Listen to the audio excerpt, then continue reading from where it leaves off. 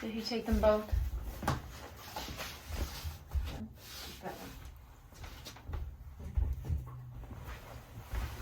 Candy. Children. Hey friends, how's it going? Hope you're doing well. Today I wanted to talk about something that I've dealt with my whole life, anxiety. I have had trichotillomania since I can remember, and trichotillomania is one of the most common forms of anxiety out there, especially in women. It's where you pluck body hair. I pluck my eyelashes and my eyebrows, and I've done it since I was little. I don't always like to talk about this, but I feel like it's good to share these things and, share awareness of them and whatnot. But yeah, I've experienced that for my whole life. And then I definitely have a lot of social anxiety, and I just deal with a lot of anxiety almost every single day. I have some things that work for me, but I am in no way an expert. But I just wanted to talk about my experience with anxiety and things that help me, and if that might help someone else, that would be awesome. So for trichotillomania, like I said, I started experiencing it as far back as I can remember. I remember having such bad anxiety before Christmas one time when I was little that I plucked out all of my eyelashes. I remember my grandmother looked at me the day of, and I was so embarrassed of it. Even when I was little, I was probably, I'm gonna guess, around 5, maybe 6. And her commenting she doesn't have any eyelashes and whatnot, and it became a problem. And I'm still maybe not ashamed, but embarrassed of it. I still do it. I still do the plucking today. And sometimes my husband catches me when I'm doing it, because I generally do it when I'm doing mindless things, like if I'm reading or watching TV or sitting at my desk on my computer, I'll just pluck. And I definitely do it a lot more when things are more stressful, when I have more stress. And so sometimes I'll go weeks where I won't touch anything, and then other times it gets bad. I haven't had it so bad where I've been completely hairless in spots or have no eyelashes or eyebrows since I was really little. So that's good for me, at least. I'm happy with that. I definitely think that my lashes are a little more bare than they probably would have been if I didn't have trichotillomania. But that's something I deal with. So something that helps me though is if my husband is home, he will call my attention to it, point it out, and he also will hold my hand lots of times, and that kind of helps me, give me something to do and distract me from it.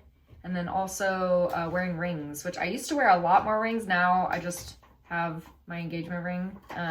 But even that, just the movement, twisting the ring, that helps me a lot. Giving my hands something to do instead of going up and plucking. So for trichotillomania, that's the main thing I do. But for just social anxiety and everyday stress and everyday anxiety, I really have tried to focus on my breathing and just take a big breath and realize that, I tend to think, I forecast a lot in my head and think of all these different things that might possibly happen. And, we get these worst case scenario. Oh, what if this happens? What if that happens? What if this happens? And 99% of the time, none of that happens. And it actually ends up going really well. And so I've been really trying to be better, especially in the last couple months, since I did my gratitude challenge. To really focus on and put into my head, what is the best case scenario?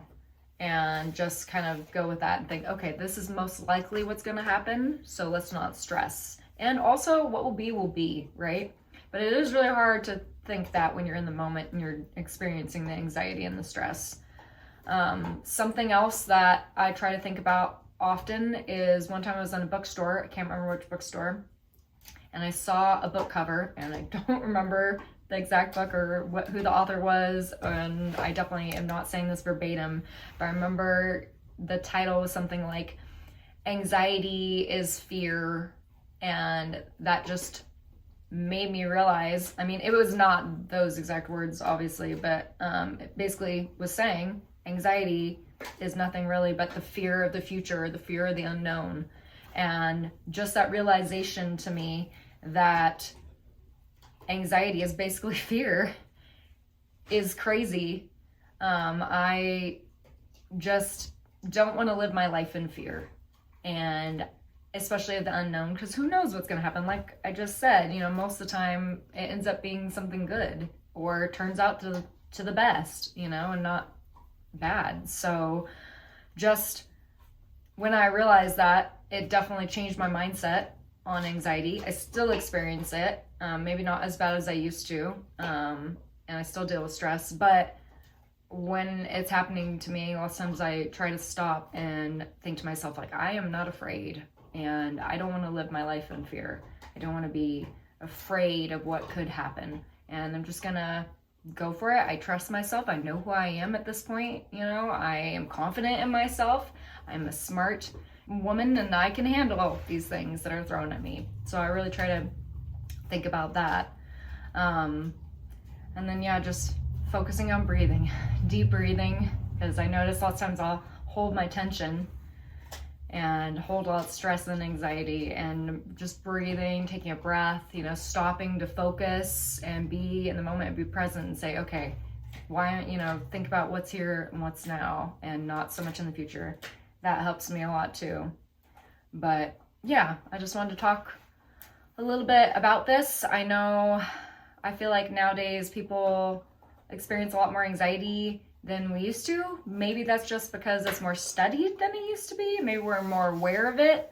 I also think as a society, you know, we just experience it more. And I think the internet is like a big reason for that, because I think back before the internet, you know, in the 80s and before 90s, you weren't so connected all the time. You weren't so aware of what was happening on the other side of the globe. And I think that connectedness, which is awesome and amazing, also causes a lot of anxiety. Because before, you know, you'd walk out of your house and you didn't have this little computer in your pocket connecting you to the whole world. It was just you and your immediate surroundings. And so you weren't always thinking about all these other things everywhere else. It was just, okay, how's my day? What's happening today? And only so many people could reach you at that time, you know? So I think that that's probably a reason why we're experiencing a lot more anxiety today. Something else that I have done that has really helped my mental health, I did it before I did my 30-day challenge, I believe, but I basically went through my phone and turned off like every notification, all the apps, like turned everything off except for essential things. But like all my social media, I don't get any notifications from anymore. So the only time that I ever get on social media, which Instagram is my one that I used to be on way too much, but the only time I see any notifications or messages or anything is when I'm actually on the app. And I totally have noticed a difference by limiting all those notifications in my mental health. Like I definitely am experiencing a lot less anxiety and a lot less stress from having those off. Also, I've noticed that I pick my phone up less. I'm on my phone less. I spend more time with my dogs, with my husband outside. And I hate to say it, I mean, I know we need phones and we need the internet to run our lives, you know, to do our lives these days, but I feel like I'm kind of old-fashioned, and I like the old-fashioned values, and I like actually being in the world, you know, and experiencing the world and not constantly being caught up in my phone. So yeah, I feel like it helps a lot. But I just wanted to share and talk about this because I know a lot of people experience anxiety and stress, and just thought maybe I could help in some way. don't know. But I hope you are having a good one. Remember, progress over perfection, and wander well. Also, subscribe if you are interested in this kind of stuff and you want to follow me on my journey. Thanks so much.